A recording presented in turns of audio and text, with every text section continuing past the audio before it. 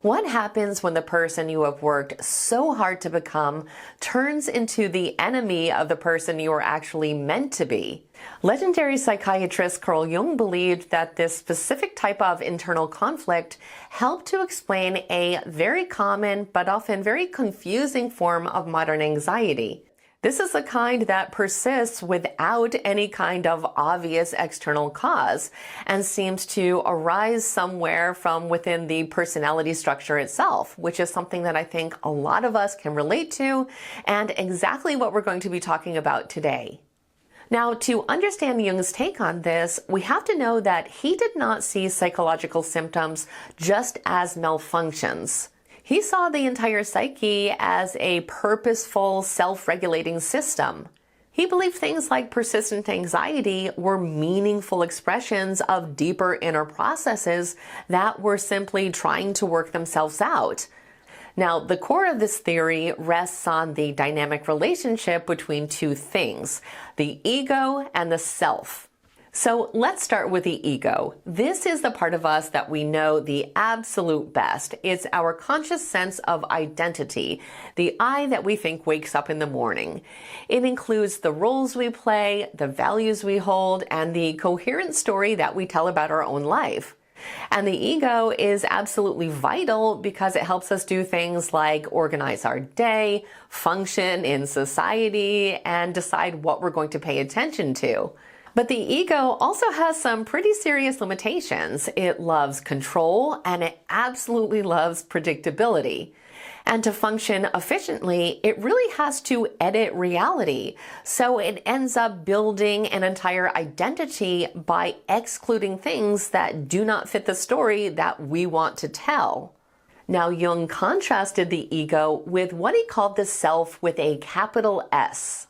The self is a much vaster concept because it refers to our total psyche, including our conscious mind and the immense uncharted territory of our unconscious.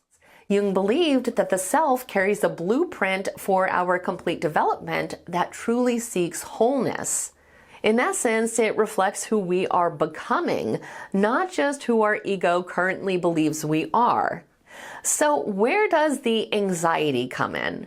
Well, in a nutshell, it arises when the pilot and the flight plan no longer match. In other words, it happens when the ego's current orientation, its rigid identity and outdated goals, no longer reflects the deeper needs of the total psyche. The conflict arises because we spend the first half of our lives building a strong ego. We establish a career and a persona and a way of being in the world.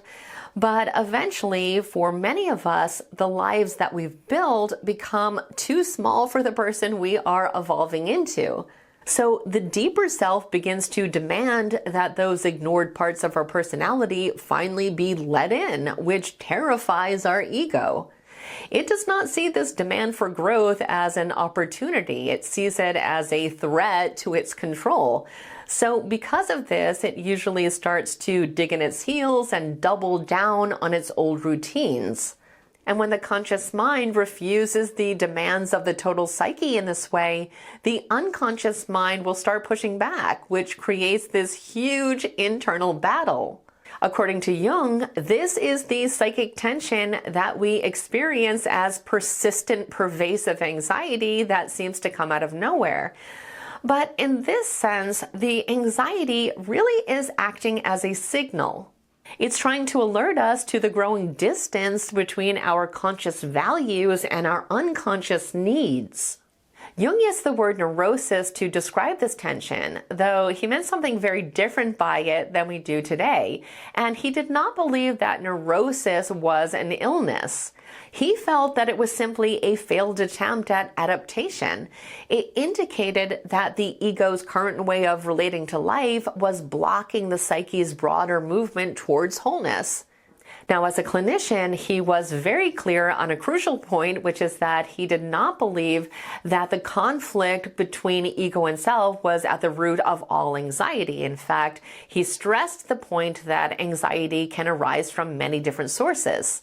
But he did argue that when anxiety persists without a clear external cause, it can be a powerful sign to look inward at the structure of the personality itself. And in these cases, he felt it was important not just to try to get rid of the feelings immediately, but also to start asking the harder questions, like, if this anxiety isn't a malfunction, but a messenger, what is it trying to tell me that I don't want to hear? Or what vital part of myself have I silenced or exiled to maintain my current life? Or where in my life am I doubling down on control because I am terrified of change? Or what new aspect of my personality is trying to emerge that my ego views as a threat? Now, clearly, this is not always an easy process, but Jung teaches us that from this point of view, anxiety sometimes appears to mark the beginning of necessary development, and that it is not just something to manage, it's something to actually understand. So as always, I truly hope you found this video to be helpful and interesting.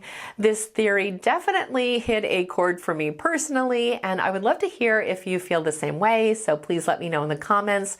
Thank you guys so much for watching, and I will see you in the next one.